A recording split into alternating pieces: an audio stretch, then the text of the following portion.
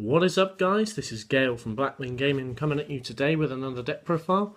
This is just a budget sort of in between round sort of deck. It's going to be crawlers. So we play 3 crawler spines. This crawler, when he's flip summoned, targets an opponent's monster on the field and pops it. It is mana to bug, and then it has the same effect that every crawler in the deck has, which is when it leaves the field because of an opponent's card effect. So if they return it to the hand, spin it to the deck, banish it, or send it to grave by card effect, you get to special summon any 2 crawlers once per turn. Which is nice. No, it's not even once per turn effect. Yes it is. Then we have 3 Krawler Receptor. This card, when it's flip summoned, adds any crawler from your deck to your hand. So it fins through the deck, searches you what you're going to need for further plays, and it's just all round great. And then it obviously has the crawler effect. 3 Crawler Galil, or Gale, however you want to say it. This card, when he's flip summoned, special summons a crawler from your hand. So if you've got this and this set on the board, then you flip this one first, search any crawler you want to, then flip this one, and Bob's your uncle. You get to special a monster to the board and then go for link plays.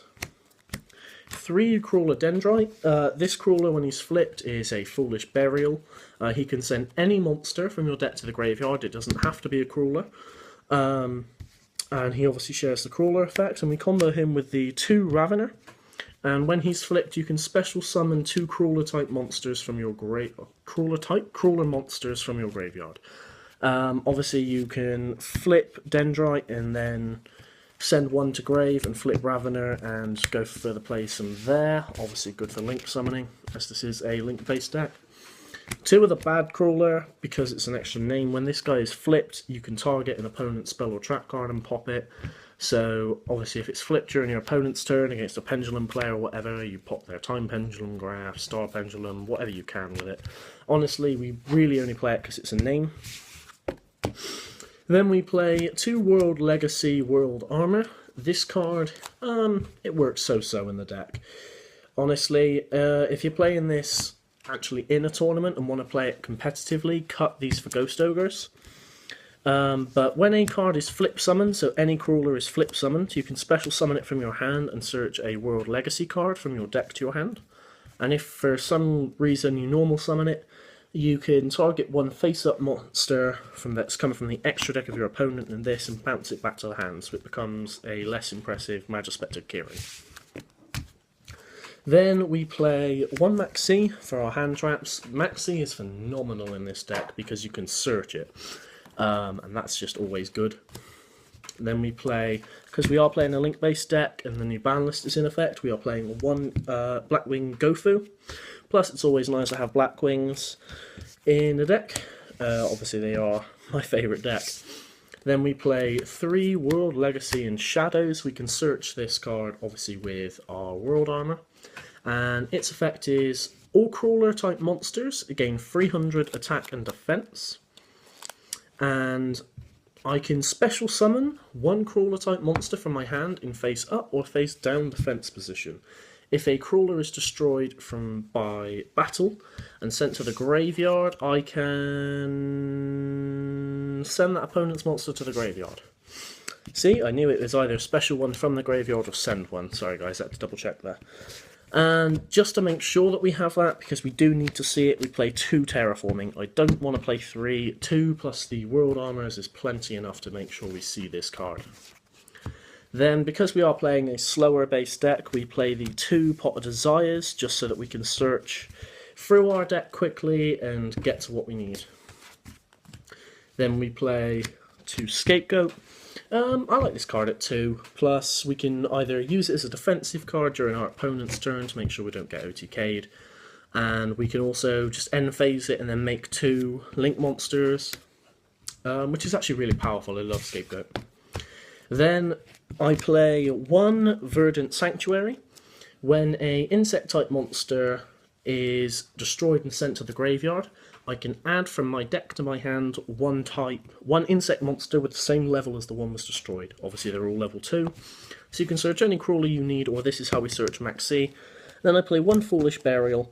The reason I'm playing 1 and 1 is because I don't actually own the second Virgin Sanctuary, but if I do, or if you do, take the Foolish Burial out for this, it's just 10 times better. Then I play one Book of Moon, because what I'm playing is just a for fun deck. I can't be bothered to spend money on Regekis, so Book of Moon will do us fine, but if you are playing it in a tournament, cut it for Book of Moon. Then we play the one Dark Hole because it's at 1 and it's just a board wipe that we can use.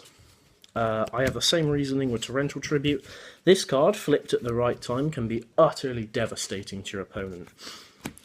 Then, to make sure that we don't die, I play 3 Threatening Roar. Honestly, if you're going to play these in a tournament, then you cut this for 2 strikes and a warning. But right now, it's in here. You could play Mirror Force, you could play whatever, but especially where I play, and like when lots of my friends play friendlies, they tend to play like Dinosaurs, Cyber Dragons, other OTK-based decks, and we just don't deal very well with them. So Threatening Roars will do us nicely. And then I'm really sorry for the proxies, guys, but we play 3 World Legacy Pawns. Believe it or not, out of everyone that goes to my locals, out of the box that I bloody bought of this set, I have not been able to pull a second or third one of World Legacy Pawns, and nobody at my locals had one.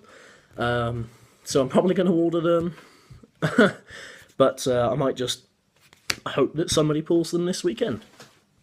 Anyway, this card is fantastic. You can either, once per turn, flip a crawler monster from face down fence to face up to trigger their effects, or you can target one that is face up and set it. So lots of interaction during your opponent's turn and in our turn, and all round just great. That's it for the main deck. Then we go on to the extra deck, and just because we're playing Gofu and it can be summoned, we play the 1 Black Rose, because this card can be devastating if played correctly. And then I'm going to just do the Synchros XEs and then go on to the main portion, which is extra deck. So we play 1 Phantom Knights of Cursed Javelin. This card can detach a material, target an opponent's monster, negate its effects, and change its attack to 0. And this does the exact same thing, but it doesn't take the attack away. And the reason why I'm probably going to cut number 45 for a second Javelin is because Javelin's effect works even if this card leaves the field, whereas this card doesn't.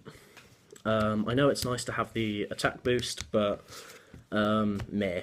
And then we play 1 Sky Cavalry Centralia, or Centuria. This card, you only really use it if you need to. When it battles an opponent's monster, you can detach 1 material from this card to bounce that back to the hand. So it's all round pretty good. Then on to the Link monsters themselves. This is the main sort of portion of the deck. We play 1 Subterra Behemoth. It's probably our most underused, but when it comes up, it does really well for the deck. It can send any crawler you need to from your deck to the graveyard, and if you've got a Ravener set on the board, because you've had to discard 1, Ravener's effect then becomes live, and we are all good. Then we play 2 Mrs. Radiance. This is mainly to go off the Scapegoat play. Obviously, it's Mrs. Radiant. It does exactly what you all know it does. I'm not going to bore you with it. And then we play 2 Crawler Obliterarch, Quarrelarch, however you say this crawler's name. It has the same link markers as Mrs. Radiant, which is fantastic. It takes 2 crawler-type monsters to make, and it gains effects based on the amount of crawlers that you control. So this card is great. It can give all your crawlers 300 attack and defense. It can attack twice. Your opponent cannot activate spell or trap cards during the battle phase, and it can attack directly. I think those are all of its effects. And then there's 2 of the crawler Yugioh.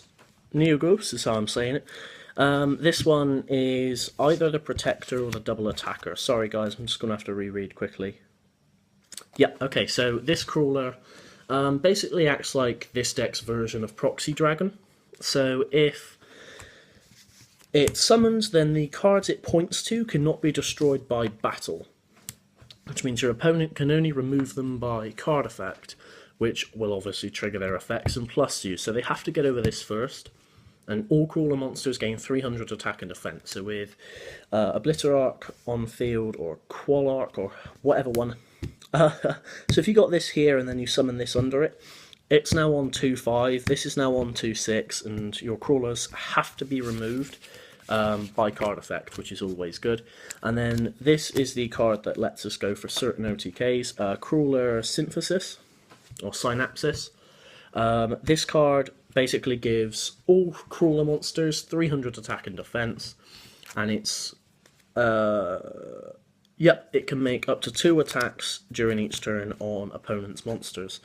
So this card, especially if piled up with other crawlers, can get pretty huge. That's it for the extra deck, and then obviously we're just playing the 4 tokens. Thank you very much for watching, guys. I hope you enjoyed. If you've got any criticisms or improvements, please leave them down in the comment section below. This has been Gale for Blackwing Gaming, signing out. Peace!